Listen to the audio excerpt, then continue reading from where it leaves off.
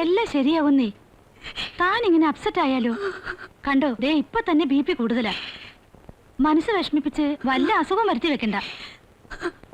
ആലോചിക്കുമ്പോ എനിക്കൊരു പിടിയും കിട്ടുന്നില്ല.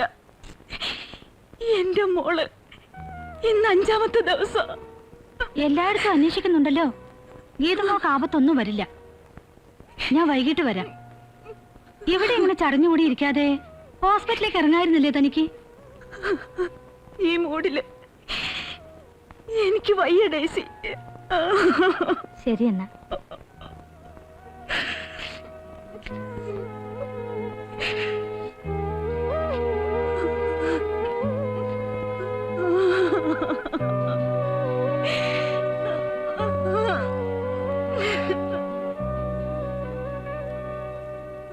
കുഞ്ഞ് പൊതുവാളിനോട് ക്ഷമിക്കണം.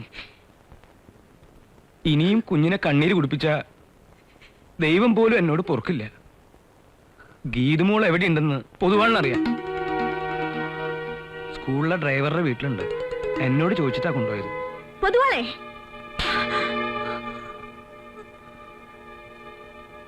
അടിക്കാനുള്ള അധികാരം യശോധരമ്മയ്ക്കുണ്ട്. ഇവിടെ തുപ്പും ചോറുമാണല്ലോ ഈ തടി. പക്ഷെ അടിക്കുന്നതിന് മുമ്പ് പൊതുവാൾ എന്തുകൊണ്ട് പറഞ്ഞില്ല എന്ന് യശോധരമ്മയ്ക്കൊന്ന് ആലോചിക്കായിരുന്നു. ഉഷക്കുഞ്ഞിന്റെ കരച്ചിൽ കണ്ടപ്പോ പറയാൻ പല പ്രാവശ്യവും നാവ് പൊങ്ങിയതാ. പിന്നെ തോന്നി വേണ്ടാന്ന്. ഇവിടെ കാണാത്ത ഗീതുമോളുടെ സന്തോഷവും കളിയും ചിരിയൊക്കെ ഞാൻ ആ ഡ്രൈവറുടെ വീട്ടിൽ വെച്ച് കണ്ടു. സ്നേഹിക്കുന്ന ഒരുപാട് ആൾക്കാരെ നടുവിലായിപ്പാ കുട്ടി. അതിനെ പിടിച്ചു വലിച്ച് ഇങ്ങോട്ട് കൊണ്ടുവന്നിട്ടെന്തിനാ? ആ കൊച്ചിന്റെ പേരും പറഞ്ഞ് കേസ് നടത്താനും വഴക്കടിക്കാനൊക്കെ അല്ലേ നിങ്ങൾക്ക് സമയമുള്ളൂ? ഇത്രയൊക്കെ പറയാനുള്ള അവകാശം ഈ വീട്ടിൽ എനിക്കുണ്ടോന്നറിയില്ല.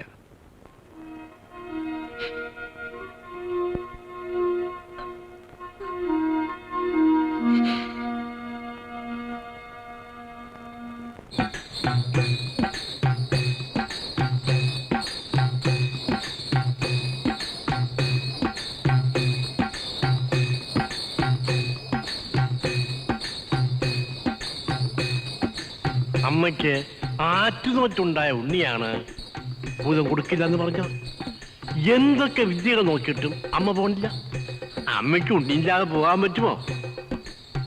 പൊന്നും പണവും കുന്നുപോലെ തരാമെന്ന് ഭൂതം പറഞ്ഞു നോക്കി. വേണ്ടെന്ന് അമ്മ.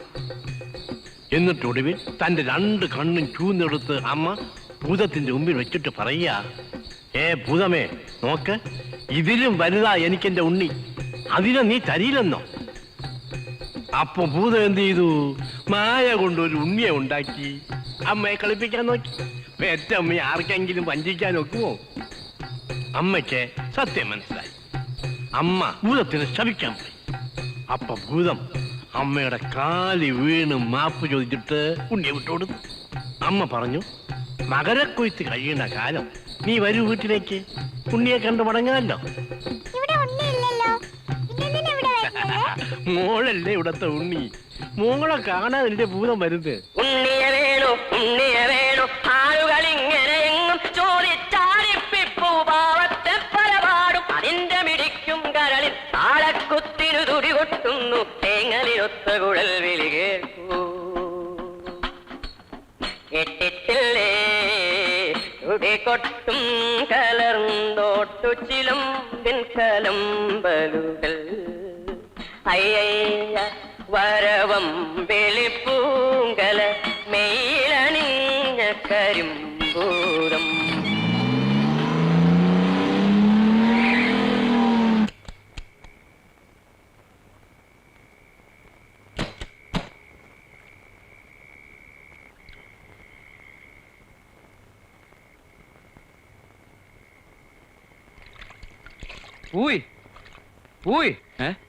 ഒന്ന് അക്കരയ്ക്ക് പോകണല്ലോ. ഇരുട്ട് വീണ് കഴിഞ്ഞാൽ അക്കരയ്ക്ക് തോണിയില്ല.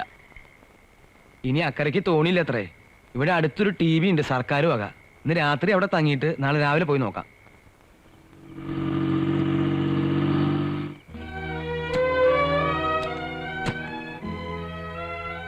ഞാനാ ഡോക്ടർ അറിയിച്ചത്. അമ്മയ്ക്കുള്ള പോലെ ആദ്യം ഉൾക്കണ്ടയും ആ കുട്ടിയുടെ അച്ഛനും ഉണ്ടാവില്ലേ?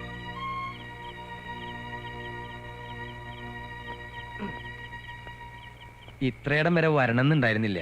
തിരിച്ചെത്തിയാ ഞാൻ നേരെ വീട്ടിൽ വന്ന് വിവരം പറയണമെന്ന് കരുതിയിരിക്കുകയായിരുന്നു. വിവരം അറിയിക്കാൻ താൻ വീട്ടിൽ വന്നിരുന്ന വിവരം അറിഞ്ഞാനേ. ഞാൻ പാക്കരപ്പള്ളിയോടല്ല സംസാരിക്കണേ. ഇവിടുന്ന് എത്ര ദൂരം ഉണ്ടാ വീട്ടിലേക്ക്? പുഴ കടന്നാ പിന്നെ അധികം ഇല്ല. രാത്രി തന്നെ അവിടെ എത്താൻ മാർഗം കാണണമല്ലോ ജയരാജ. നീന്താ വശണ്ടെങ്കിൽ നീന്താ. എന്താ പോണെന്നുണ്ടാ? ഞാൻ പൊതുവാളിനോടല്ല സംസാരിച്ചേ. ചേട്ടനൊന്നും മിണ്ടായിരിക്കാം. മുറി എവിടെ? എങ്ങനെ കൊണ്ടെടുക്കും?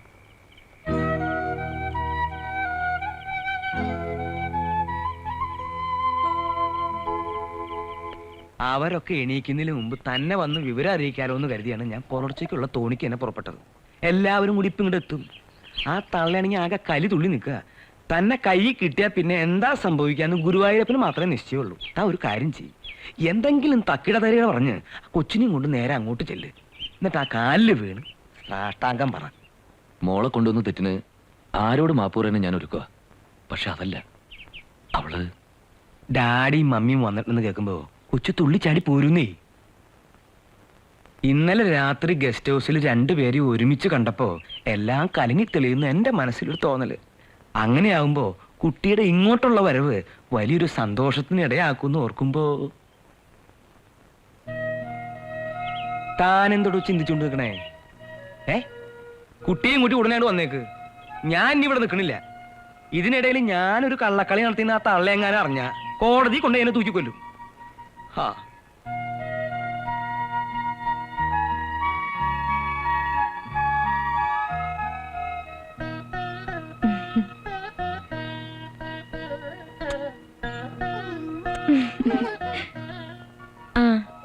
മോളുടെ നക്ഷത്രം എന്താണെന്നറിയോ നന്ദ? എന്തിനാ ചേച്ചി? ഞങ്ങൾ അമ്പലത്തിൽ പോവാ. ഗീതുമോളുടെ പേരിൽ ഒരു പുഷ്പാഞ്ജലി കഴിപ്പിക്കണം. നക്ഷത്രം അറിയാമോ നിനക്ക്? ഇല്ല. എങ്കി അശ്വതി നക്ഷത്രത്തെ കഴിപ്പിക്കട്ടെ. മോള് വന്നേ, അങ്ങളൊരു കാര്യം പറയട്ടെ. എന്താ നന്ദ?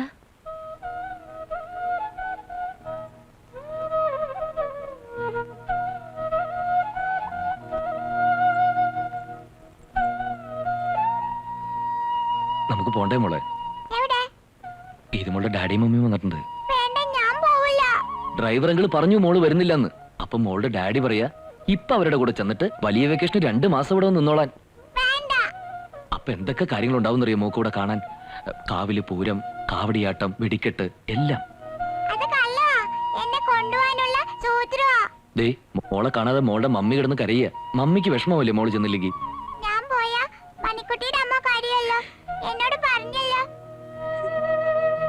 എന്നാലും ഇത് മോളുടെ വീടല്ലോ, മോക്ക് മോളുടെ വീട്ടിൽ പോണ്ടേ? വാശി പിടിക്കല്ലേ ഇത് മോളെ? പറയുന്ന അനുസരിക്കാൻ. അമ്മേ ഇവിടെ ഉടുപ്പെടുത്തേ.